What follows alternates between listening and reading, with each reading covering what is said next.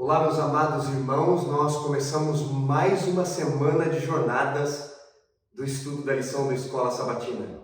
Esta semana em especial nós vamos falar, dentro do tema A Missão de Deus, vamos tratar do assunto sobre as escusas, as desculpas que nós podemos dar para nós não cumprirmos a missão. Situações que às vezes podem surgir em nossa vida de maneira consciente ou inconsciente, ou reflexos de uma tradição que vivemos, de pensamentos teológicos errôneos que vivemos, de visão equivocada de evangelho que nós temos e que podem certamente atrapalhar a missão de Deus através da nossa vida. Esta semana em especial, nós vamos estudar sobre o profeta Jonas e tirar algumas lições importantes para a minha e para a sua vida. Porque nós precisamos entender que se nós não compreendermos que a missão não é nossa, a missão é de Deus, que nós não temos a verdade, ela não nos pertence, a verdade é quem nos tem. Ela existe, mas é ela quem nos tem. Afinal, a verdade na Bíblia é mais que um conceito, a verdade é uma pessoa. Jesus disse, eu sou o caminho, a verdade e a vida, em João capítulo 14, versículo 6. Portanto, ao longo desta semana, eu convido você diariamente para cumprir o chamado de Isaías capítulo 6. Vamos ler juntos?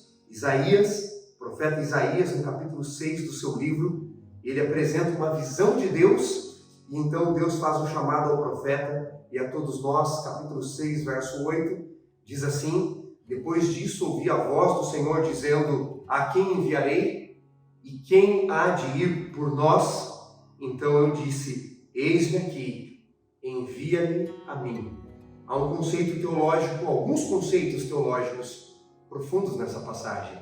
Primeiro, Deus nos chama a você e a mim para nós irmos por Ele, através dEle, por meio dEle. A quem enviarei? Quem há de ir por nós? Nós vamos em nome da Trindade, representando a Trindade Celestial. Então tem um outro conceito, na missão de Deus, é Ele quem chama. É Ele quem dá autoridade à missão. Se você sair sem autoridade divina, é semelhante ao servo que foi sem ser enviado. E agora Isaías diz, envia-me a mim. Deus não só envia, dá autoridade na missão, como aquele que se dispõe, ele promete estar com ele.